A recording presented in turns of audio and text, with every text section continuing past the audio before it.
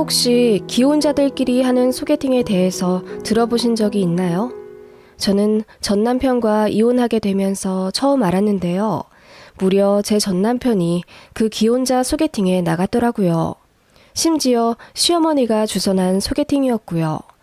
당시엔 너무 화가 나 눈물밖에 나오지 않았고 나중엔 화병까지 크게 앓아 과호흡 때문에 병원도 몇 번 실려가곤 했는데요. 지금은 운동과 상담으로 많이 치유한 상태입니다. 이 글을 쓰는 이유는 기혼자 분들도 아셔야 하는 사실이 있어서입니다. 쓰다 보면 제 신상이 털릴 수도 있겠지만 혹시 저와 같은 피해자 분들이 더 생겨나는 것보다 저 하나 총대 메고 이 더러운 현실을 밝히려 합니다.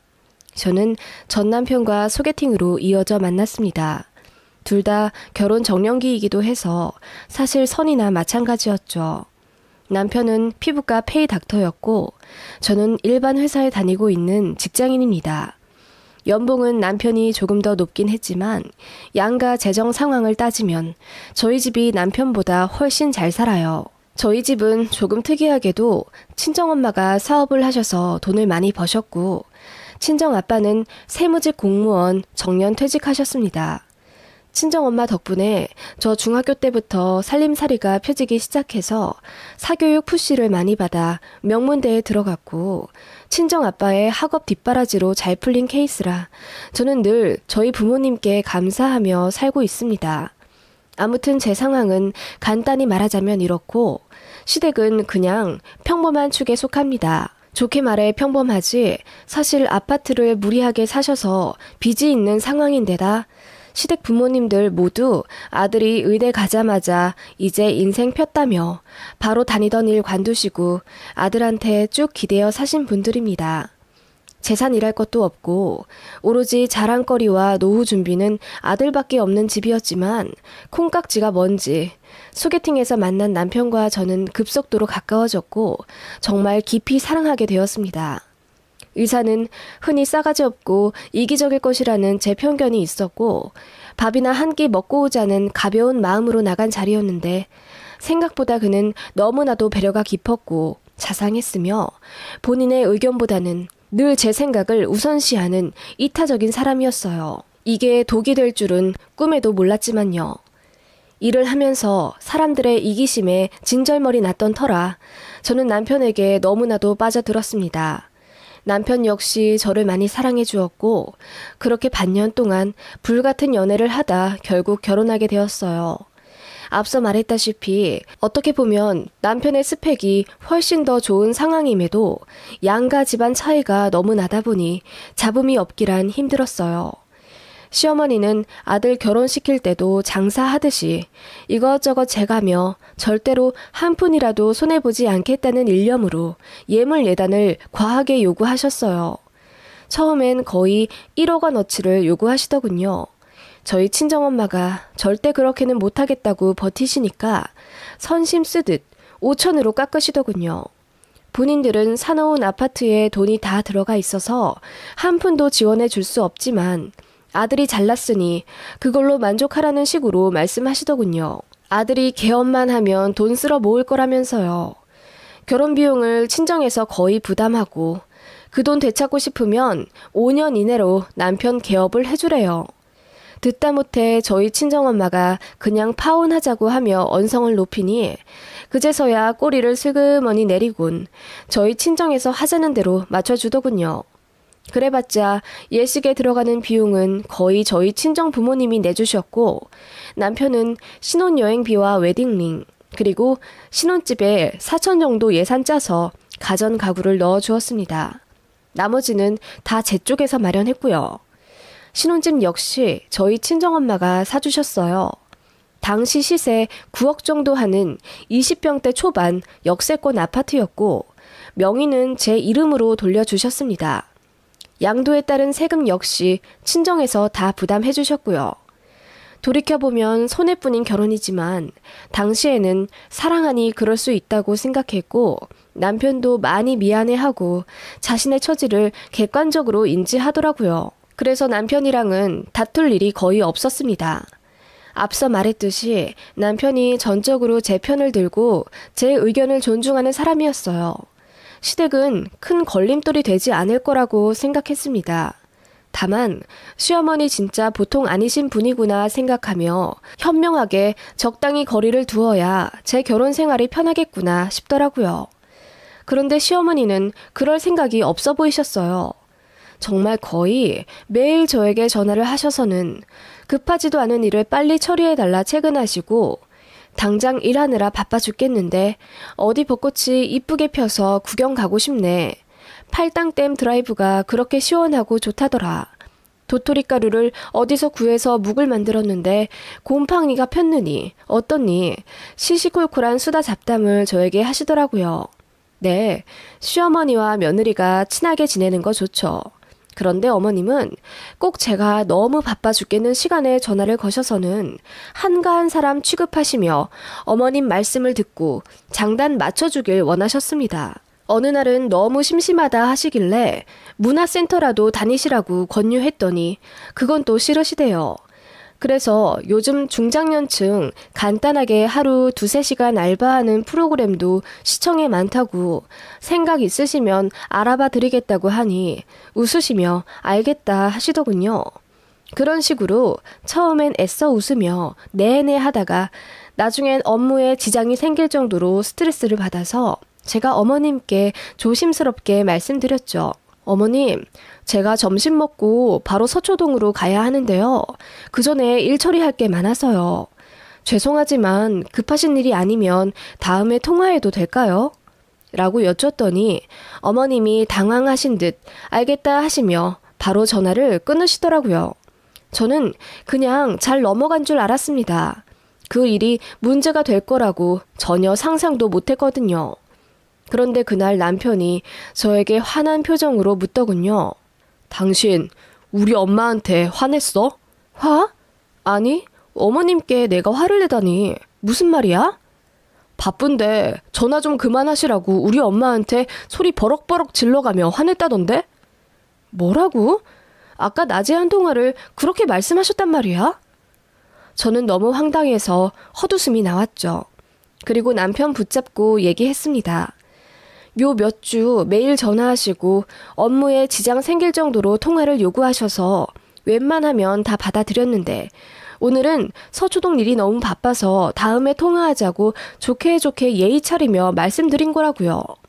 솔직히 너무 화가 났지만 꾹 참고 좋게 설명해줬습니다. 그런데 남편은 제 말을 믿지 않더군요. 우리 엄마 보고 그렇게나 한가하면 인형 눈알 꿰는 부업이라도 하라고 소리 질렀다면서. 우리 엄마가 그렇게 구체적으로 거짓말을 하셨다는 거야? 당신 솔직히 말해봐. 우리 엄마가 좀 철없기는 해도 그런 식으로 거짓말은 안 하셔. 뭐라고? 아니, 내가 어떻게 그런 말을 해.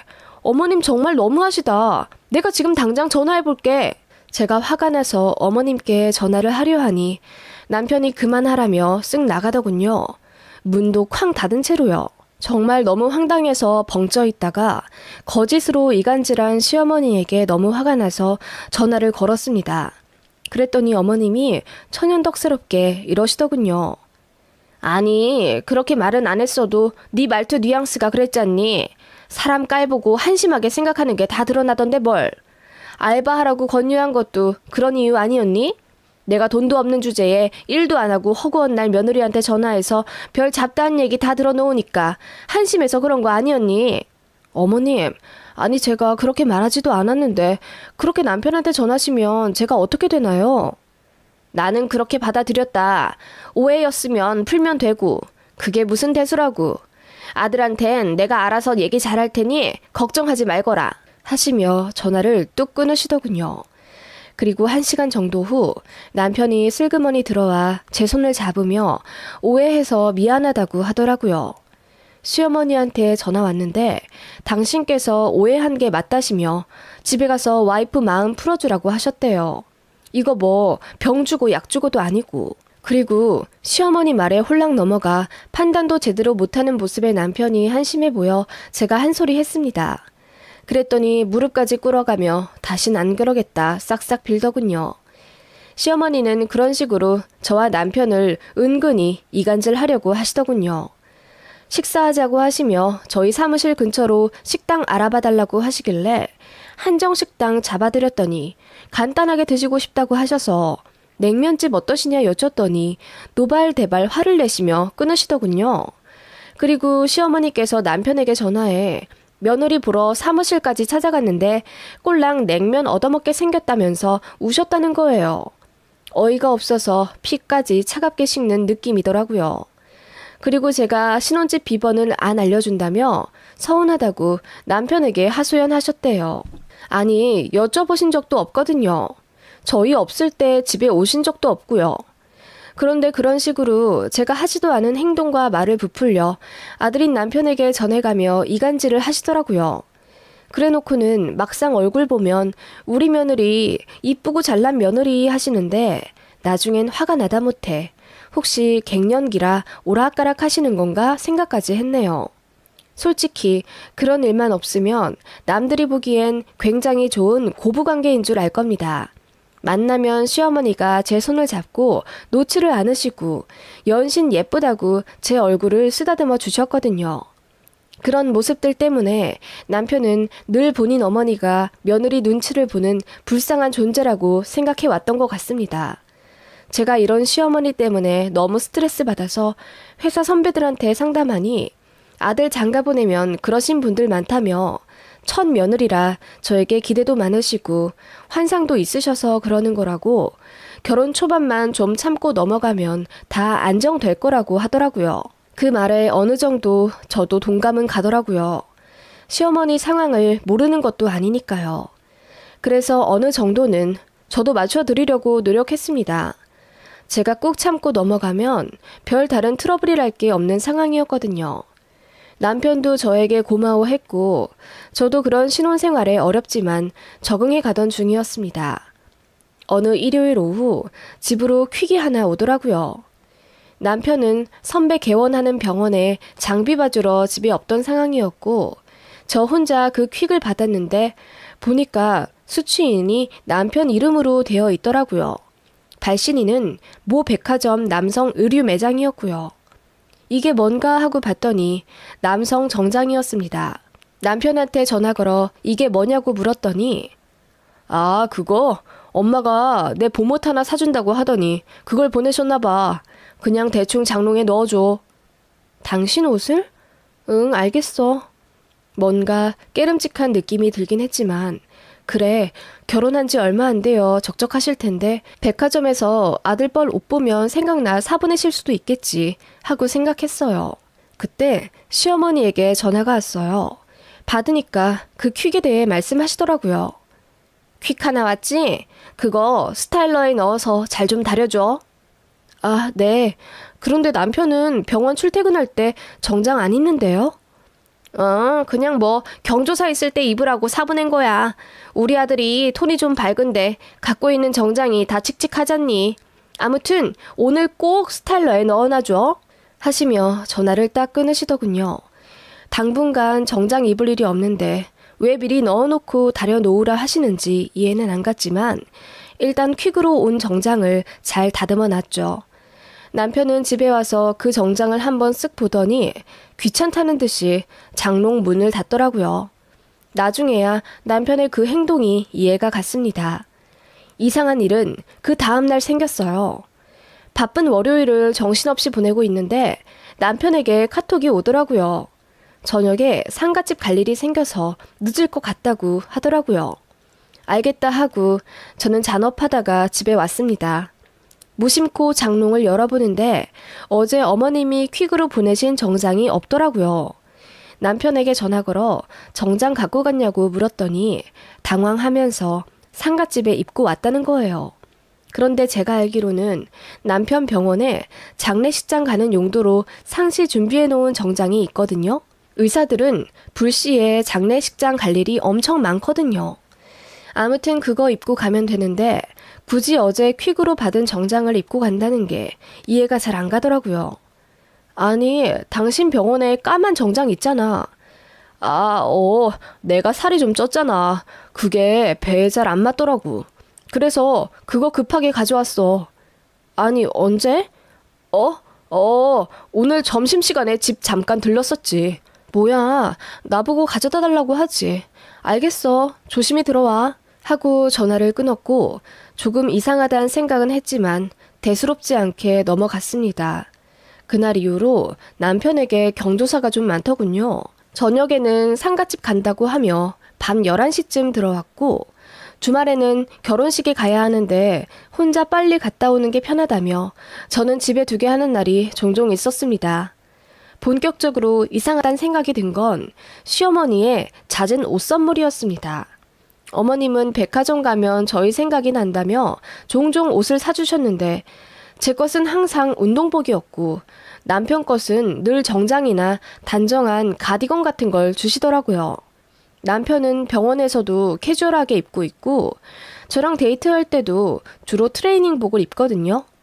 그래서 그런 옷을 거의 안 입는 터라 제가 남편에게 물었어요. 어머님이 당신 취향 잘 모르시나 봐. 잘 입지도 않는 옷을 이렇게 자주 보내주시네. 그러게 하하 하며 말 돌리던 남편이었죠. 그러던 어느 날 제 차에 엔진 경고등이 떠서 급하게 남편 차로 바꿔 나가게 되었어요. 사실 종종 차도 바꿔 타긴 했거든요. 그날도 대수롭지 않게 남편 차로 옮겨 타고 카톡 하나 보냈습니다. 제 차에 경고등이 떠서 바꿔 타고 가니 당신은 택시 타고 가라고. 보내고 출발하는데 갑자기 남편한테 전화가 빗발치듯 오는 거예요. 전화 받으니 고래고래 소리를 지르며 말도 없이 차를 바꿔 타고 가면 어쩌냐고 난리를 치길래 황당해서 왜 그러냐고 했습니다. 우리 종종 바꿔 타잖아. 왜 그래? 아니, 너무 갑작스러워서 그렇지. 나 오늘 차 써야 하는데. 그래? 미안해, 몰랐네. 그런데 나도 오늘 서초동 갔다가 논현동도 가야 하고 일정이 많아서 어쩔 수가 없었어. 알았어. 그럼 아니다. 알겠어. 하며 횡설수설하다가 끊는 남편이었습니다. 이상하다 생각하며 정차 중 차 안을 돌아보는데 세상에 뒷좌석에 무슨 옷들이 그렇게나 많이 쌓여 있는지 자세히 보니 다 정장이더라고요. 어머님이 선물해 주신 옷들이랑 구두랑 넥타이랑 머리 단장하는 스프레이도 있었고요. 그것들 보자마자 쎄하더군요. 바로 차량 내비게이션을 쳐보니 최근 등록지에 라운지 카페, 일식집, 레스토랑 같은 데가 많더라고요. 보자마자 느낌이 왔습니다. 이 남자 바람 피우는구나. 심장이 몸 밖으로 튀어나올 듯 뛰었고 머리가 하얘지면서 눈앞도 잘 안 보이더라고요. 그야말로 쇼크를 먹은 저는 그대로 갓길에 차를 세우고 차 이곳저곳을 다 둘러봤습니다. 글로브 박스까지 다 뒤져봤지만 여자 흔적은 없었어요. 일단 전부 사진 찍어 증거 남기고 블랙박스 칩을 사무실로 가져와 노트북에 연결해 백업했어요. 남편에겐 아무것도 눈치채지 못한 척 했습니다. 남편이 떠보듯 차에 대해 묻길래 너무 바빠서 차에서 통화만 하느라 다른 거 볼 여유가 없었다고 둘러댔어요. 그리고 그날 야근한다고 하고 PC방에 갔습니다. 가서 블랙박스 영상을 전부 다 재생했어요. 다행히 차량 안에서 나는 소리까지 녹음되는 채널이라 남편 통화 소리까지 다 녹음되었더라고요. 그리고 저는 너무 충격적인 사실을 알게 되었어요. 남편이 불박을 건드렸는지 최근 일주일 것만 있었는데요. 그중 한 날 남편이 차에 타자마자 시동을 걸고 어디론가로 전화를 하는데 통화 내역이 너무 충격적이었어요. 아주 젠틀한 목소리로 상대에게 어디시냐 묻고 빨리 가겠다고 하더라고요.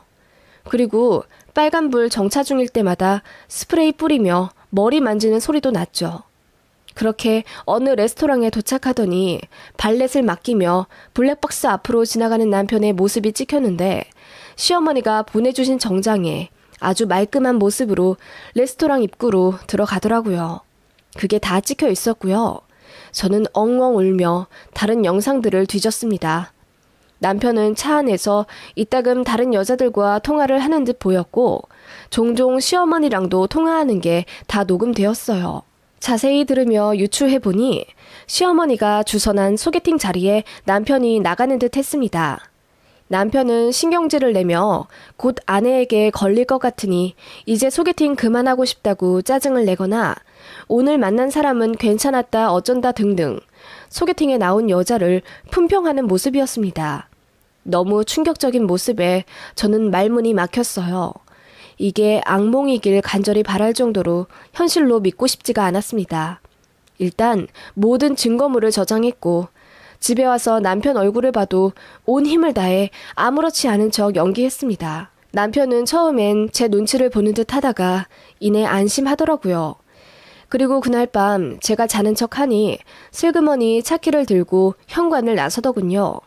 30분 정도 후 옷까지 주섬주섬 챙기고 들어오는 걸로 보아 차 내부 정리를 했겠죠. 증거도 나름대로 지운다고 지웠고 귀로 고스란히 남편의 소리를 들으며 눈물이 베개를 적셨습니다. 그날부터 저는 모든 증거를 수집하기 위해 남편의 핸드폰을 시시때때로 봤어요. 시어머니와의 대화는 수시로 초기화되어 있더라고요. 그러다가 딱 걸렸습니다. 시어머니가 저 잘 때쯤 남편에게 전화를 걸어 또 어딘가 소개팅 자리를 주선하는 듯한 통화를 하는 것 같더라고요. 기억하고 있다가 그 다음날 아침 남편이 아직 자고 있을 때 남편 폰을 뒤졌습니다. 역시나 시어머니와의 통화와 대화 내역 모두 삭제되어 있길래 시어머니에게 아들인 척 카톡 보냈습니다. 시간 장소 적어둔 게 지워졌으니 다시 보내달라고 하니 시어머니가 바로 답장하시더군요. 이번 주 금요일 저녁 8시 땡땡 호텔 1층 라운지라고 답장이 왔길래 확인했다고 보내고 바로 삭제했어요. 남편은 뒤늦게 일어나 제가 지폰 뒤진 것도 모르고 사랑한다고 모닝 뽀뽀를 하려 들더군요. 역겨워서 피하려다가 이상하다 생각이 들까봐 그냥 맞춰줬습니다. 그날 하루 종일 속이 안 좋더군요. 아니나 다를까 약속된 금요일이 되니 남편은 또 저녁에 상갓집 갈 일이 생겼다며 옷을 챙겨들며 출근하려 하더군요. 속으로 칼을 갈며 애써 웃고 잘 다녀오라고 했습니다. 그리고 그날 저녁 저는 평소와 다른 스타일의 옷을 입고 남편이 소개팅 한다는 그 장소로 갔습니다. 조금 기다리니 남편이 쫙 빼입고 나타나더군요. 그렇게 빈자리에 앉아있는 남편에게 잠시 후 어떤 여자가 나타나 인사하며 앉더라고요. 예상은 했고 미리 각오도 했지만 막상 그 꼴 보니 눈물이 나서 참을 수가 없더라고요. 사진과 영상까지 전부 찍어둔 후 자리를 박차고 일어나 남편과 그 소개팅녀가 있는 자리로 또각또각 걸어갔어요. 남편은 무의식 중에 소리 나는 제 쪽을 보다가 저와 눈이 마주치니 귀신이라도 본 듯 얼굴이 허해져서 놀라더라고요. 아니 여보, 당신이 여기를 어떻게... 지금 당신 뭐 하는 거야? 선봐? 소개팅해? 당신 결혼했잖아. 지금 뭐 하고 있냐고. 아니, 내가 다 설명할게. 일단 나가자. 나가긴 뭘 나가? 가만히 있어봐. 나랑 한 커플링까지 그대로 끼고 소개팅을 하고 앉아있네? 그때 남편 왼손에 껴진 커플링을 보며 제가 헛웃음을 치며 여자를 보는데 보니까 여자 손에도 반지가 껴있더라고요. 황당해서 여자 얼굴을 보니까 귀찮은 일 생겼다는 듯 자리를 뜨려고 하길래 제가 잡았습니다. 당신들 뭐야? 왜 둘 다 반지를 끼고 소개팅을 하고 있어? 이봐요. 당신 이 사람 유부남인 거 알고 나왔어요? 제가 여자에게 물었더니 여자가 그렇다고 하더라고요. 그 말에 기가 차서 할 말도 잃고 서 있는데 뒤에서 급하게 누가 저를 잡더라고요. 보니까 시어머니였습니다. 아니, 네가 여길 왜 있냐? 너 어떻게 알고 왔어? 하며 묻는 시어머니를 보는데 구역질이 나더라고요. 어머님, 제가 모를 줄 아셨어요? 이 사람 소개팅 자리 어머님이 주선하셨죠 그동안? 뭐라고? 아니, 그럼 너 다 알고 있었다는 거냐? 어이가 없어서 어머님이 어떻게 결혼한 자식한테 그러실 수가 있어요? 아니, 내가 더 황당하다. 너 다 알고 있었으면서 어떻게 감쪽같이 모른 척 할 수가 있니? 음흉하고 음침한 년. 뭐라고요? 제가 음흉하고 음침하다고요? 그러는 당신은 뭔데? 아들 소개팅 나갈 정장을 나보고 다려놓으라고 했던 거야 그럼? 제가 소리를 바락바락 지르자 시어머니가 동네 창피하다는 듯 주위를 두리번거리며 빨리 나가자고 제 팔을 우악스럽게 잡고 이끌더라고요. 제가 뿌리치니 시어머니가 들고 있던 가방으로 저를 내려치려고 하시길래 재빠르게 피하고 바로 시어머니 싸대기를 때렸습니다. 짝 하는 소리에 모든 사람들이 얼음이 되어 경악을 했고 남편도 놀라서 망부석처럼 서 있다가 뒤늦게 저를 말리더군요. 그런다고 어머님을 때리면 어떡해? 당신 생각이 있는 여자야? 넌 생각이 있어서 결혼한 남자가 일주일에 한 번씩 소개팅을 하고 앉았니? 내가 그냥 넘어갈 줄 알아? 너랑 니네 엄마 가만 안 둘 거야. 저는 그렇게 소리를 지르며 자리를 떠났습니다. 그리고 바로 남편 친하다는 선배 의사에게 전화를 걸어 이 사실에 대해 물어봤습니다.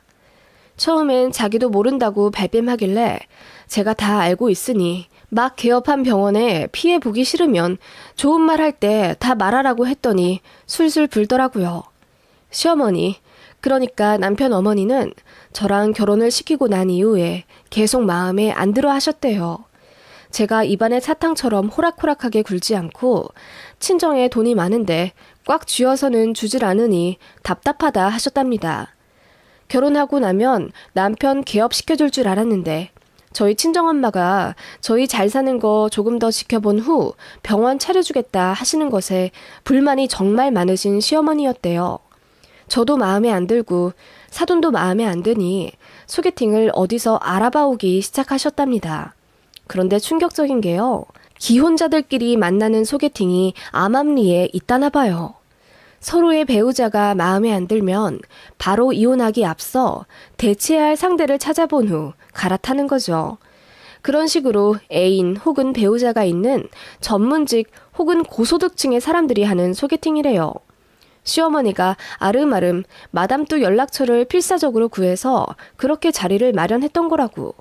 선배 말로는 남편이 정말 나가기 싫어했답니다.